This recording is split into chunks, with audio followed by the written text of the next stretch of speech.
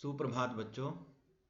आज हम कक्षा 8वीं की संस्कृत की पाठ्य पुस्तक रुचिरा भाग 3 में पंचम पाठ है कंटके नेव कंटकम, इस शीर्षक पाठ को पढ़ेंगे।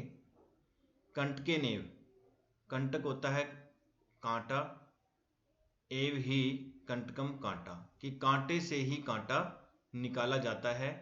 अर्थात इस पंक्ति के माध्यम से, इस शीर्षक के माध्यम से बताया गया है कि मुसीबत के समय केवल चतुराई से ही छुटकारा पाया जा सकता है। तो यह पाठ मध्य प्रदेश के डिंडोरी जिले में जो प्रधान होते हैं,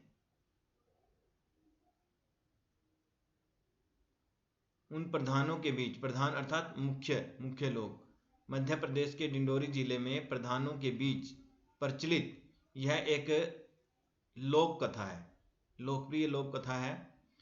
यह पंचतंत्र की शैली में रचित है। पंचतंत्र संस्कृत का एक प्रसिद्ध ग्रंथ है जो संस्कृत भाषा में लिखा गया है। इसके लेखक विष्णु शर्मा जी हैं और उसमें अनेक शिक्षाप्रद कहानियाँ दी गई हैं। ठीक ऐसे ही यह भी एक शिक्षाप्रद कहानी है।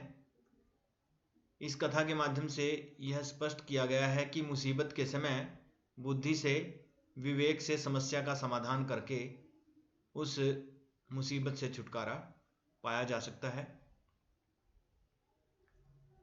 आइए आगे हम इस पाठ का अनुवाद देखते हैं। आसीत कश्चित चंचलो नामे व्याधे। आसीत था, कश्चित कोई, चंचल चंचल, नामे नाम का व्याध शिकारी, कि कोई चंचल नाम का एक शिकारी था। पक्षी मृग आदिनाम ग्रहणेन सह सवीयाम जीविकाम निर्वाहयति समय। पक्षी मृग आदि नाम, पक्षी मृग आदि नाम, मृग आदि पशुओं को, पक्षियों तथा मृग आदि पशुओं को, ग्रहणेन का अर्थ है पकड़कर या पकड़ने से, स वह, सवियाम अपनी, जीविकाम आजीविका, निर्वाहयति गुजारा कह सकते हैं, समय था। तो वह पक्षियों तथा मृग आदि पशुओं को पकड़कर अपनी आजीविका चलाता था, अपना गुजारा चलाता था। उन्हें बेचकर जो पैसे मिलते थे उसी से उसका गुजारा चलता था। एक बार सह वह वन में जालम जाल विस्तीर्य फैलाकर गृहम घर आगतवान आ गया। एक बार वह वन में जाल फैलाकर घर आ गया। तो उसने क्या किया? वन में जाकर जाल फैला दिया। जाल फैलाकर उसके बाद फिर वो अपने घर आ गया। अन्यस्मिन् दिवसे प्रातः काले यदा चंचल वनम गतवान तदा सह दृष्टवान यत तेन विस्तारिते जाले दौर्भाग्यात एकः व्याघ्रः बद्धः आसीत्।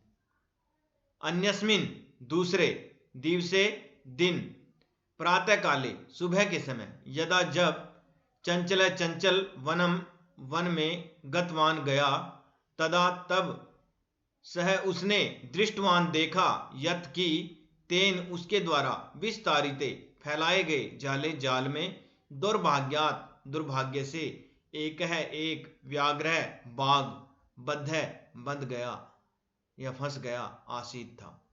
तो दूसरे दिन सुबह जब वह चंचल वन में गया, दूसरे दिन, पहले दिन तो वो जाल फैलाकर घर आ गया था, लेकिन दूसरे दिन सुबह के समय जब चंचल वन में गया तब उसने देखा कि उसने जो जाल फैलाया था, उसके द्वारा जो जाल फैलाया गया था, उस जाल में दुर्भाग्य से एक बाघ फंस गया था।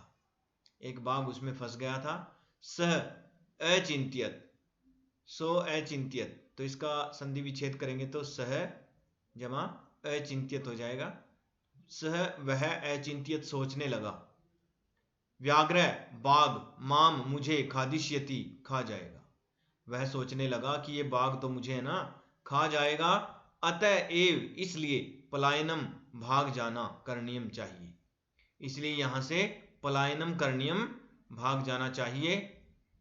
व्याघ्र नैवेद्यत, भो मानव, व्याघ्र बाघ, नए वेदियत निवेदन करने लगा। उस जाल में फंसा हुआ वो बाघ था जो उस शिकारी से, चंचल नाम के उस शिकारी से निवेदन करने लगा, प्रार्थना करने लगा, भो मानव, अरे भले आदमी, अरे आदमी, कल्याणम, भला, भवतु आप, भवतु ते, भवतु हो ते तुम्हारा या आपका, कि आपका कल्याण हो।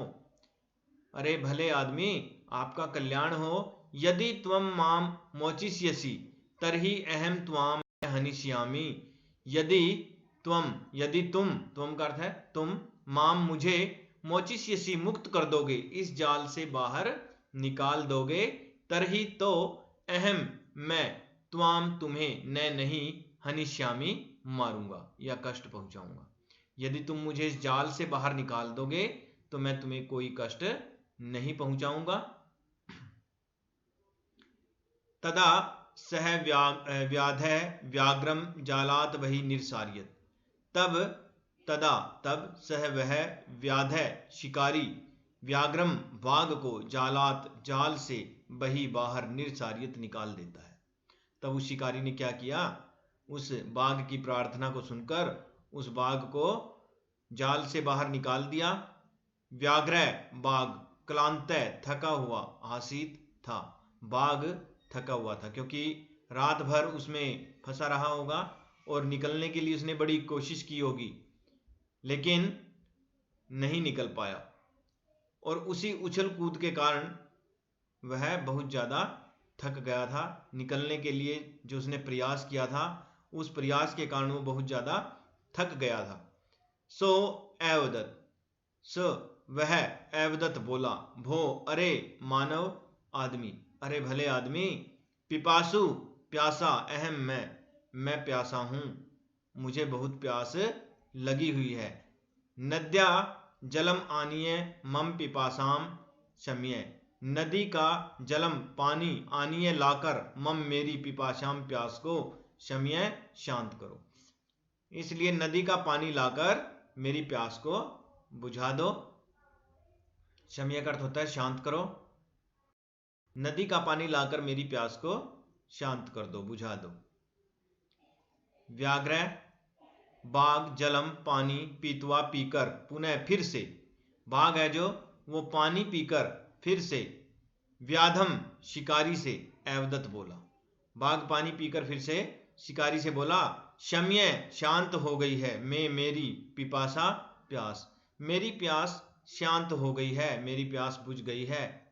सांप्रतम अब, बुभुक्षितो अस्मि, बुभुक्षित का अर्थ होता है भूखा, अस्मि मैं, कि अब मैं भूखा हूं, अब मैं भूखा हूं। इदानिम इस समय, अहम मैं, त्वाम तुम्हें, खादिष्यामि खा जाऊंगा, इस समय मैं तुम्हें खा जाऊंगा। मेरी प्यास तो बुझ गई है लेकिन अब मैं तुम्हें, अब मैं भूखा हूं और इस समय मैं तुम्हें खा जाऊंगा। इदानीम यहां पर अव्यय शब्द का प्रयोग हुआ है। चंचल, चंचल उक्तमान, चंचल चंचल, उक्तमान कहने लगा, अहम मैंने, तब तुम्हारे कृत्य लिए, तुम्हारे लिए, धर्मम धर्म का, आचरितवान आचरण किया है, मैंने तुम्हारे लिए धर्म का आचरण किया है, यानी मैंने तुम्हें मुक्त किया है। धर्म यही है दूसरों की सहायता करना, तो मैंने उसी धर्म के अनुसार तुम्हारी सहायता की है, धर्म का आचरण किया है, तुम्हें जाल से बाहर निकाला है। लेकिन तव्या तुम्हारे द्वारा, मिथ्या झूठ, भणितम कहा गया, लेकिन तुम्हारे द्वारा झूठ कहा गया, तुमने झूठ कहा। तुम तो कहते थे, क्योंकि बाघ ने क्या कहा था कि यदि तुम मुझे जाल से बाहर निकाल दोगे तो मैं तुम्हें कोई हानि नहीं पहुंचाऊंगा, तो बाद में बाघ उसे नुकसान पहुंचाने की कोशिश करता है। वो कहता है कि मैं भूखा हूं और अब तुम्हें मारकर खा जाऊंगा। तो शिकारी कहता है, तव्या मिथ्या भणितम, तुम्हारे द्वारा झूठ कहा गया, तुमने झूठ कहा। तुम माम मुझे, खादी तुम खाना, इच्छसी चाहते हो, तुम तो मुझे खाना चाहते हो, तुम तो मुझे मारकर खा जाना चाहते हो। व्याघ्र बाघ, एवदत्त बोला, अरे मूर्ख है, अरे मूर्ख, बाघ बोला, अरे मूर्ख, शुद्धार्थाय भूखे व्यक्ति के लिए किमपि कुछ भी अकार्यम न भवति। भूखे व्यक्ति के लिए अकार्यम न भवति, कोई भी कार्य, कार्यम होता है कार्य और अकार्यम होता है बिना किसी कार्य के, या असाध्य भी आप यहां पर कह सकते हैं। न भवति नहीं होता है, भूखे व्यक्ति के लिए कोई भी कार्य असाध्य नहीं होता है। ठीक है, तो पहले उसने उसे वचन दिया था कि मैं तुम्हें हानि नहीं पहुंचाऊंगा, लेकिन बाद में वो उसे खाना चाहता है। तो भूखे व्यक्ति के लिए केवल भोजन ही मुख्य होता है, उसके लिए चाहे किसी भी प्रकार का कार्य उसे क्यों न करना पड़े। तो भूखे व्यक्ति के लिए कुछ भी कार्य असाध्य नहीं। सर्व स्वार्थम समीहते, सभी अपने अपने स्वार्थ में लगे हुए हैं। सर्व सभी स्वार्थम, स्वार्थ में, समीहते लगे हुए हैं, कि सभी अपने अपने स्वार्थ में लगे हुए हैं, अर्थात सभी अपने अपने स्वार्थों को पूरा करते हैं। इसीलिए मैं भी अब भूखा हूं और तुम्हें खाकर अपने स्वार्थ को पूरा करना चाहता हूं। इस प्रकार बाघ ने उसे कहा। चंचल है, चंचल नदी के जल के अपृच्छत पूछा। चंचल ने नदी के जल से पूछा। चंचल है जो, फिर वो नदी के पास गया और नदी के जल से पूछने लगा। नदी जलम, नदी का जल, एवदत बोला, नदी का पानी कहने लगा, एवं एव भवति, ऐसा ही होता है।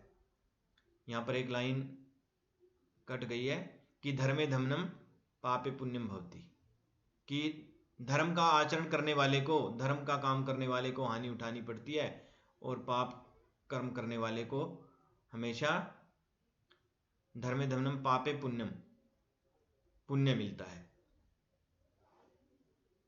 यानी कि उसने, शिकारी ने उसकी सहायता की, तो अब बाघ उसे खाना चाह रहा है।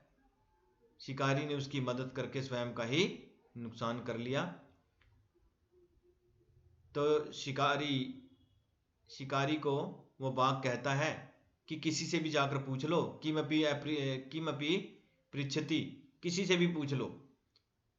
चंचल फिर नदी के जल के पास जाकर पूछता है। नदी जलम एवदत, नदी का पानी बोला, एवं एव भवति, ऐसा ही होता है।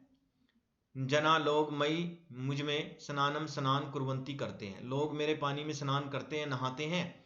वस्त्राणी, कपड़ों को, प्रक्षालयंती, धोते हैं, कपड़ों को धोते हैं।